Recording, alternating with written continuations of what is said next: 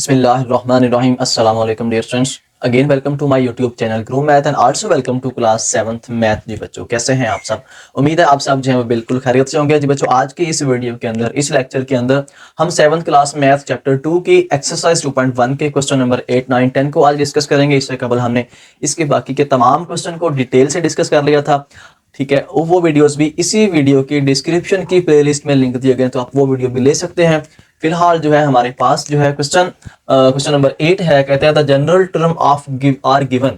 हमारे पास general term given है, हमने क्या करना है जी, list the first 4 terms for each. बेटा मोस्ट इंपॉर्टेंट टॉपिक आज हम डिस्कस करने वाले हैं कि हमें जनरल टर्म दी हुई है, हमने उसकी पहली 4 टर्म्स फाइंड करनी है। कैसे फाइंड करेंगे, इसको आपने अच्छे से फोकस करना है, तभी आपको इस क्वेश्चन की, इस टॉपिक की जो है वो अच्छे से समझ आएगी।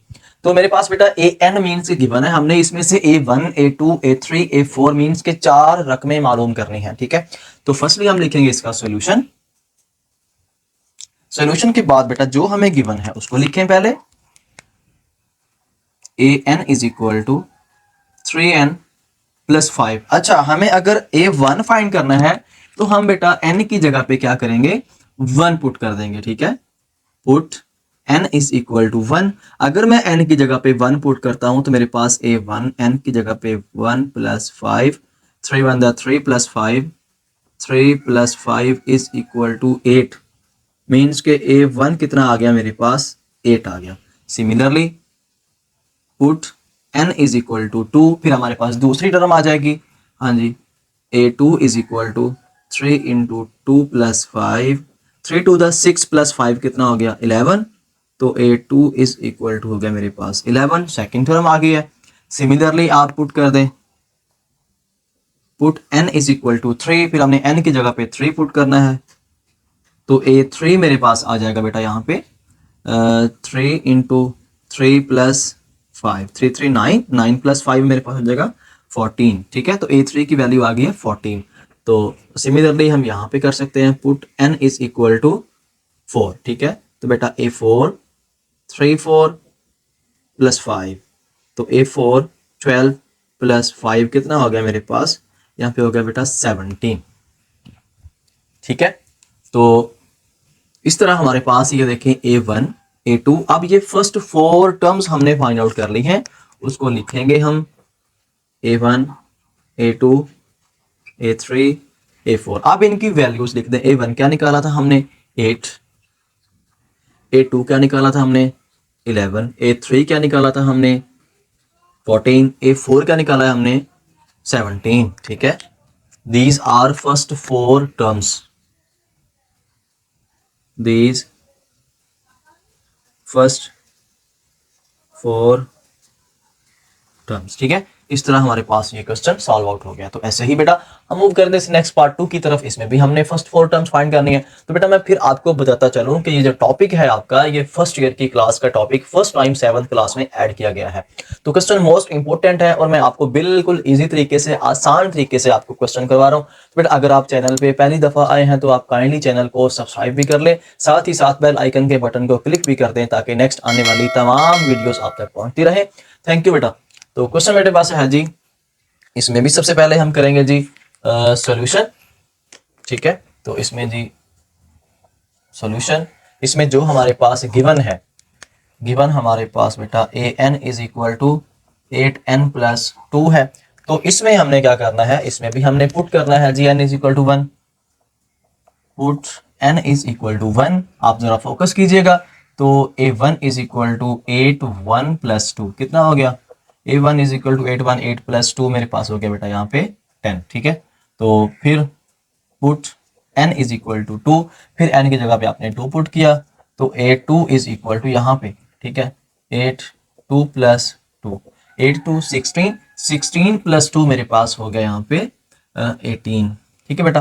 तो सिमिलरली यहाँ पे पुट कर दें n इज इक्वल टू 3, तो A3 हमारे पास आ जाएगा, n की जगह पे हमने 3 पुट किया है, तो 8 इंटू 3 प्लस 2, 8 3 24, 24 प्लस 2 मेरे पास हो गया बेटा 26, ठीक है। Similarly put n is equal to 4, तो A4 इज इक्वल टू हो गया मेरे पास 8 4 प्लस 2, 8 4 32, 32 और 2 मेरे पास हो गया 34। ठीक है, तो इस तरह मेरे पास ये 4 वैल्यूज फाइंड आउट हो गई हैं। This is A1, A2, A3 and A4, और यही हमने 4 वैल्यूज फाइंड आउट करनी थी। ठीक है, इनको अगर मैं लिखूं तो यहाँ पे मेरे पास आ जाएंगी, इनको मैं डिफरेंट करके लिखता हूँ। A1 मेरे पास है बेटा 10, A2 मेरे पास अभी आई है 18, A3 मेरे पास अभी आई है यहाँ पे 26 और A4 मेरे पास आई है 34। These are the 4 values of 4 terms of this general term. ठीक है, तो इस तरह हमारे पास ये मतलब कि 2 पार्ट हो गए। ऐसे ही हम मूव करते हैं इसके नेक्स्ट पार्ट 3 एंड 4 की तरफ। जी, तो माय डियर स्टूडेंट्स, नेक्स्ट ऐसे मेरे पास बेटा इसका तीसरा और चौथा जो है इन पे जरा फोकस करें। ये थोड़ा सा चेंज भी है, लेकिन आई होप आप इसको एंजॉय करेंगे। फर्स्ट इसका लिखेंगे हम सॉल्यूशन, के बाद जो हमें गिवन है उसको लिखें। an is equal to 5n² plus 1। ठीक है, अब भाई अब यहाँ पे भी 4 टर्म फाइंड करनी है, तो सबसे पहले हम क्या करेंगे, put n is equal to 1।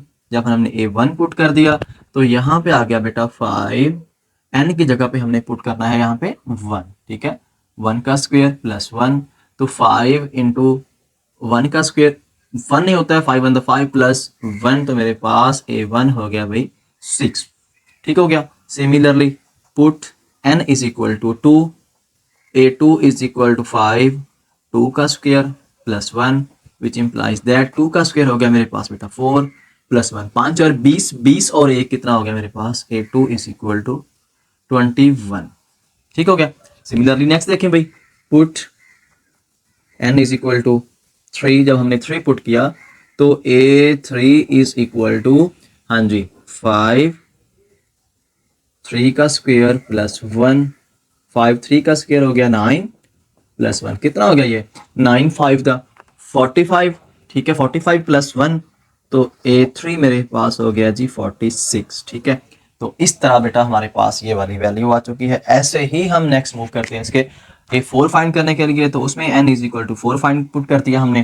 तो जब हमने पुट किया तो A4 इज इक्वल टू 5, 4 का स्क्वायर प्लस 1, हाँ जी, 4 का स्क्वायर कितना होता है 16 प्लस 1, तो मेरे पास जो A4 की वैल्यू आएगी, ठीक है, 16 5 80 और एक मेरे पास हो गया 81। ठीक है, तो ये बेटा हमारे पास आ गया है जी 81।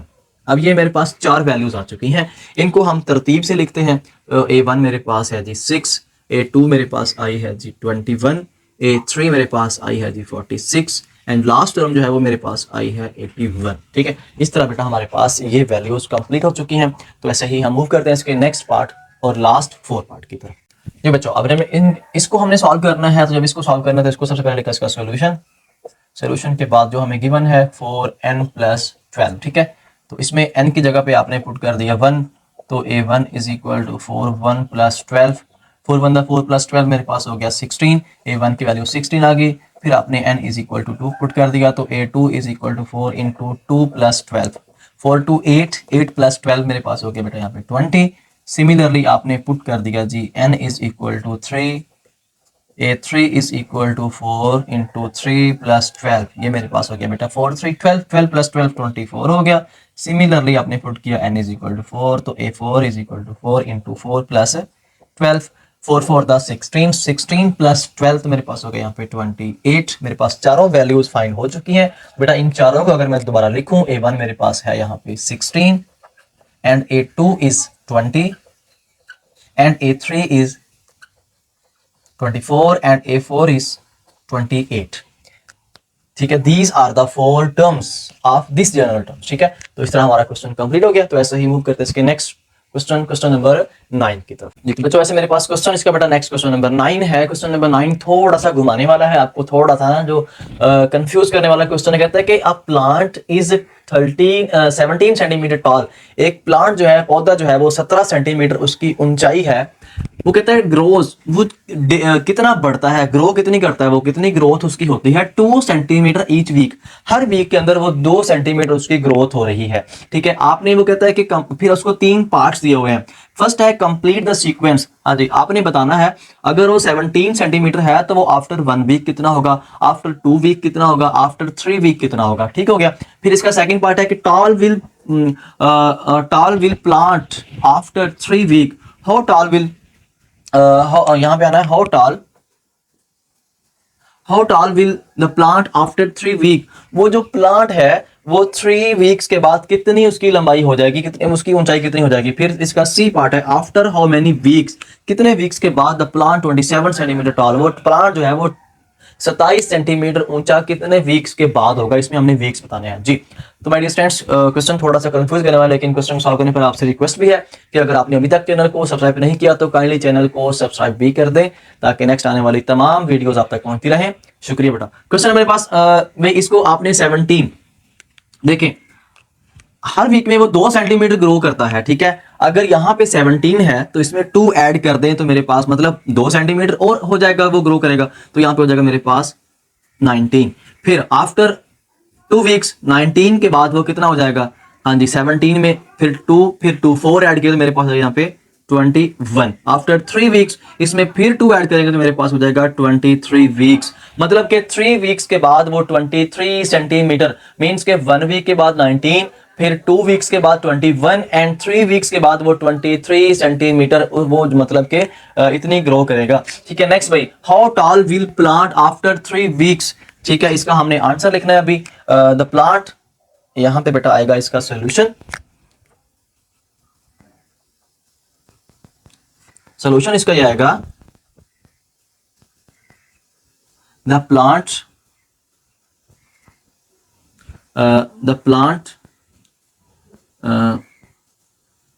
द टॉल ऑफ प्लांट, यहां पे लिखेंगे the tall of plant is, हाँ जी कितनी हो जाएगी उसकी बेटा, कहता है आफ्टर 3 वीक्स, ये हमें यहां पे नजर आ रहा है। The tall of plant is 23 centimetre after 3 weeks, ठीक हो गया जी। वो जो प्लांट है वो 23 सेंटीमीटर वो टॉल हो जाएगा आफ्टर 3 वीक्स, मतलब 3 वीक्स के बाद। फिर कहता है कि after how many weeks the plant 27 centimetre toll, कितने वीक्स के बाद वो जो प्लांट है वो 27 सेंटीमीटर उसकी जो टॉल है वो ऊंचाई कब होगी जी। देखिए सबसे पहला कितना है जी 17, फिर इसमें 2 सेंटीमीटर ऐड किया आफ्टर 1 वीक, कितना हो गया भाई यहाँ पे ये हो गया मेरे पास 19, फिर आफ्टर 2 वीक यहाँ पे हो गया 21, मतलब 2 का ऐड हो रहा है ना, तो आप इसको करते जाएं। अभी फिर हम बाद में इसका हिसाब लगा लेंगे। 23 फिर 25, फिर यहाँ पे आ जाएगा 25 के बाद 27, हाँ जी कितने वीक्स बने हैं देखें, यहाँ पे आ गया मेरे पास 1 2 वीक 3 वीक 4 वीक 5 वीक, ठीक है। तो हमने एक्चुअली यही तो फाइंड करना था, ठीक हो गया। तो ये बेटा इसका हमें हमारे पास आ जाएगा आफ्टर हाउ मेनी वीक्स, यहाँ पे लिखेंगे द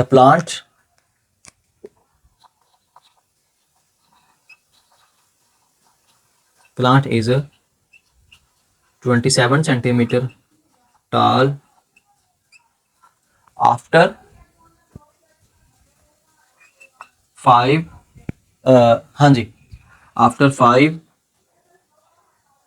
वीक्स। तो आपका जो क्वेश्चन है बेटा यहाँ पे कंप्लीट हो गया। मतलब हमने यही बताना था कि आफ्टर हाउ मेनी वीक्स, कितने वीक्स के बाद वो जो प्लांट है वो 27 सेंटीमीटर टॉल होगा। हमने बता दिया कि वो जो प्लांट है वो 27 सेंटीमीटर के बाद मतलब 27 सेंटीमीटर जो है वो 5 वीक्स के बाद होगा, ठीक है। तो ये हमारा क्वेश्चन सॉल्व हो गया। तो ऐसा ही बेटा मूव करते हैं इसके नेक्स्ट क्वेश्चन नंबर 10 की तरफ। जी तो बच्चों ये मेरे पास इसका नेक्स्ट क्वेश्चन नंबर 10 है। बहुत ही इंटरेस्टिंग क्वेश्चन है। देखिए क्वेश्चन के अंदर हमसे ये कहा जा रहा है, क्वेश्चन थोड़ा सा कंफ्यूज करने वाला है, लेकिन आपने बिल्कुल भी परेशान नहीं होना। कहता है इब्राहिम सॉल्व 5 क्वेश्चन, के इब्राहिम जो है वो 5 क्वेश्चन को सॉल्व करता है of exercise in subject mathematics. मतलब मैथमेटिक्स सब्जेक्ट के अंदर वो एक्सरसाइज को सॉल्व करता है। वो 5 क्वेश्चन को सॉल्व करता है इन 20 मिनट्स, फिर 7 क्वेश्चन को सॉल्व करता है इन 30 minutes and 9 question in 40 minutes, ठीक है। मतलब ये एक उसका जो पैटर्न है, ये कहता है when will he solve 13 questions and 15 question if this pattern is continue. अगर यही पैटर्न कंटिन्यू रहे तो वो 13 और 15 क्वेश्चंस कितने मिनट्स में मतलब उसको सॉल्व कर पाएगा। कहता है कि also convert the time into hours and minutes. हमने टाइम को मिनट्स और घंटों में भी बताना है जी। देखें यहाँ पे 5 7, अब ये 11 तो हमें नहीं गिवन था, लेकिन ये पैटर्न है, मतलब 5 में 2 ऐड हो रहे हैं, 7 में फिर 2 ऐड हो रहे हैं, 9 में फिर 2 ऐसे चलता रहेगा ये पैटर्न, ठीक है।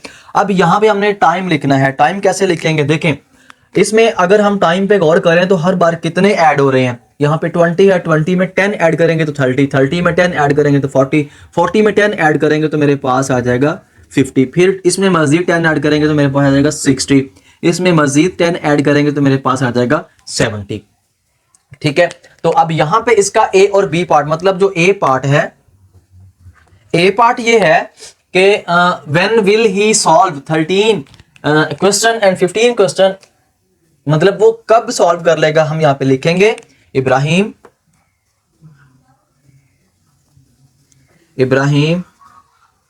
Solve 13 and questions in 60 and 70 minutes, ठीक है। तो वो 70 और 60 और 70 मिनट्स में वो क्वेश्चन को सॉल्व कर लेगा। हाँ जी, अगर हम 60 की बात करें, देखें अब दूसरा बी पार्ट ये था कि हमने इसको कन्वर्ट करना है 70 इन 60 मिनट्स, मतलब ये मेरे पास आ जाएगा 1 आवर, ठीक है। तो इसी तरह 60 minutes, sorry 70 minutes,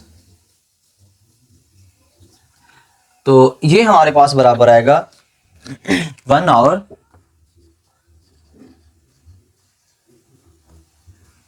and 10 minutes, ठीक है। मतलब 1 घंटा और 10 मिनट के अंदर वो इनको सॉल्व कर पाएगा। तो ये हमारा बेटा क्वेश्चन नंबर 10 जो है वो अच्छे से सॉल्व हो गया। तो ऐसे ही हम मूव ऑन करेंगे इसके लास्ट क्वेश्चन और क्वेश्चन नंबर 11 की तरफ। माय डियर स्टूडेंट्स, नेक्स्ट मेरे पास इसी तरह क्वेश्चन जो है वो इसका क्वेश्चन नंबर बेटा 11 है। मतलब इस एक्सरसाइज का लास्ट क्वेश्चन है, कहता है कि अ कंपनी यूज 10 कार्टन्स, एक कंपनी जो है वो 10 कार्टून को यूज करती है टू पैक, कार्टून कहते हैं एक डब्बे को, बॉक्स को, ठीक है, गत्ते का डब्बा जो होता है ना उसे कहते हैं कार्टून। उसे उसमें 10 उसमें मतलब के बाल्स को, गेंदों को पैक कर रही है। If the company packed 20 balls in first carton, मतलब अगर वो पहले कार्टून के अंदर जो है वो 20 बाल्स को, ये मेरे पास कार्टून्स हैं यहाँ पे, और यहाँ पे जो है मेरे पास हैं बाल्स हैं, ठीक है। ये जगह थोड़ी सी कम पड़ रही है मेरे पास, यहाँ पे बेटा कार्टन्स है और यहाँ पे बार्स ये लिखी हुई हैं, ठीक है। अब कहता है कि 25 in second, 30 in third cotton and this pattern is continue, फिर यही पैटर्न हमारा कंटिन्यू है। देन फाइंड, इसके 3 पार्ट्स हैं, 2 मैंने आपके सामने लिखे हुए हैं, फिर नेक्स्ट मैंने अभी जो है वो ये सॉल्व हो जाए, फिर हम थर्ड की बात करेंगे। कहता है कि देन फाइंड, फर्स्ट पार्ट हमारे पास है number of balls in fourth carton, चौथे कॉटन के अंदर कितनी बाल्स होंगी। Number of balls in fifth carton, पांचवें कॉटन के अंदर कितनी बाल्स होंगी। Sixth, seventh, eighth, ninth and up to so on 10th तक हमारे पास कितनी बॉल्स होंगी, वो हमने यहाँ पे लिखनी है। देखें अगर हम यहाँ पे गौर करें, पहले तो हमें रूल का पता होना चाहिए कि रूल क्या है यहाँ पे, ठीक है। मतलब हर बार कितनी ऐड हो रही हैं। देखें हर बार जो है ना यहाँ पे 5 प्लस हो रही है बाल्स, ठीक है।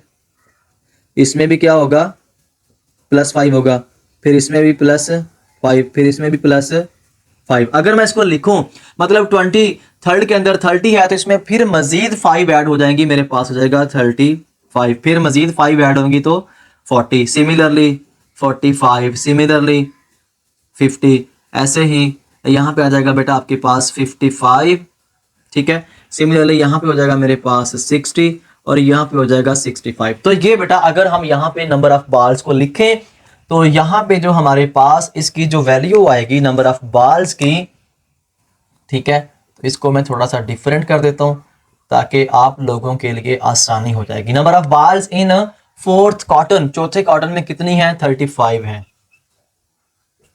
सिमिलरली फिफ्थ कॉटन के अंदर कितनी है, 40 है। ठीक है, ये पैटर्न तो हमने यहाँ पे बना लिया है, ठीक है, अब सिर्फ यहाँ पे लिखना है। 6th कॉटन में कितनी है बेटा, यहाँ पे हमारे पास 45। सिमिलरली 7th के अंदर आ जाएंगी बेटा 50, उसके बाद 8 के अंदर आ जाएंगी 55, फिर नेक्स्ट 9 के अंदर आ जाएंगी मेरे पास 60 एंड 10th के अंदर आ जाएंगी 65। ठीक हो गया। तो ये मेरे पास जो बॉल्स थी 4th कॉटन से लेकर 10th कॉटन तक वो हमने लिख ली है।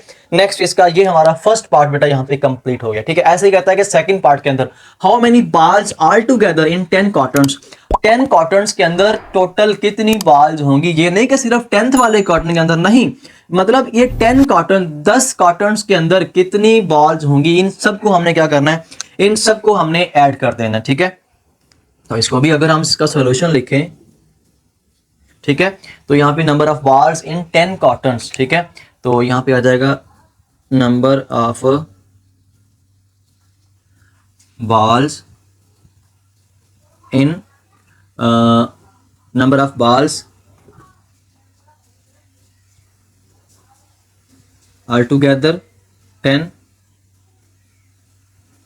कॉटन्स। ठीक है, तो इनको हम कर देंगे बेटा यहाँ पे ऐड। तो यहाँ पे मेरे पास आ जाएगा कितना है जी, पहले 20 प्लस 25 30 35 40 45 50 55, सिमिलरली यहाँ पे आ जाएगा 60 एंड 65 जी। तो बेटा 20 25, मतलब हर बार आपने 5 को इंक्रीज करना है, 5 को ऐड करते जाना है। तो इनको अगर हम ऐड करें तो मेरे पास जो वैल्यू आएगी 425 बॉल्स। ठीक है, तो ये हमारा क्वेश्चन सेकंड वाला भी कंप्लीट हो गया। तो इसी तरह बेटा इसका हम तीसरा पार्ट जो है उसी को सॉल्व करते हैं, उसके लिए हमें इसको रेज करना पड़ेगा जी। तो माय डियर स्टूडेंट्स, नेक्स्ट इसका बेटा तीसरा पार्ट देखें, the cost of the balls if the cost of ball is, मतलब एक बॉल की अगर कॉस्ट 18 रुपीज हो तो फिर आपने उन बॉल्स की कॉस्ट फाइंड करनी है, मतलब टोटल बॉल्स की जो 10 कॉटन्स के अंदर दी गई हैं और जो हमने ये फाइंड आउट की हुई हैं। ठीक है, तो इसकी हमने प्राइस फाइंड करनी है सबकी। अगर एक बॉल की प्राइस 18 रुपीज हो तो फिर हम यहाँ पे लिखेंगे कॉस्ट ऑफ बॉल्स। इनको आप क्या करेंगे, अगर एक बॉल 18 रुपए की है तो 425 बॉल कितने की होंगी, इनको मल्टीप्लाई करेंगे हम 18 के साथ। ठीक, 643, मतलब 7650 रुपए हमारे पास जो है इसकी प्राइस हो चुकी है, कॉस्ट होगी है, कॉस्ट ऑफ बॉल्स।